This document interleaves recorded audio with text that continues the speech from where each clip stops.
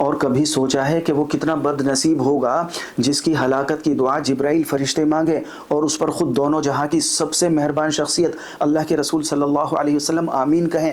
ایک دن اللہ کے رسول صلی اللہ علیہ وسلم ممبر کی سیڑھیوں پر قدم رکھ رہے تھے کہ اچانک فضا میں 3 بار آمین کی صدا گونجی۔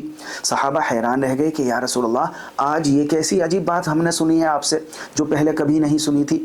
تب آپ نے وہ لرزہ خیز حقیقت بیان فرمایا جب میں نے پہلی سیڑھی پر قدم رکھا تو جبرائیل علیہ السلام حاضر ہوئے اور ایک ایسی بد دعا کی جس نے عرش کو ہلا دیا۔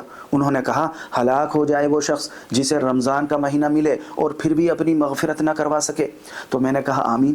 غور کیجئے، رمضان کے مہینے میں بھی معافی کا نہ ملنا یہ کوئی عام ہلاکت نہیں ہے بلکہ محرومی کی انتہا ہے۔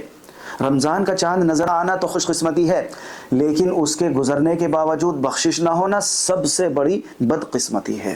اپنے اعمال پر نظر ڈالیں، کہیں ہم دیر تو نہیں کر رہے ہیں۔ رمضان کو صرف گزرنے نہ دیں، اس میں خود کو بخشوا لیں۔ اپنے اللہ تعالیٰ سے کہیں کہ اے اللہ، اے میرے رب، میں تیرے سامنے ہاتھ پھیلائے ہوئے بیٹھا ہوا ہوں۔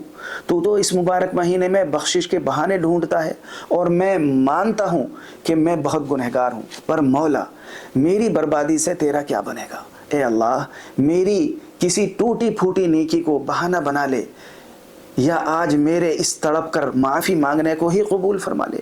بس اس رمضان کے صدقے میری مغفرت کا فیصلہ لکھ دے اے اللہ۔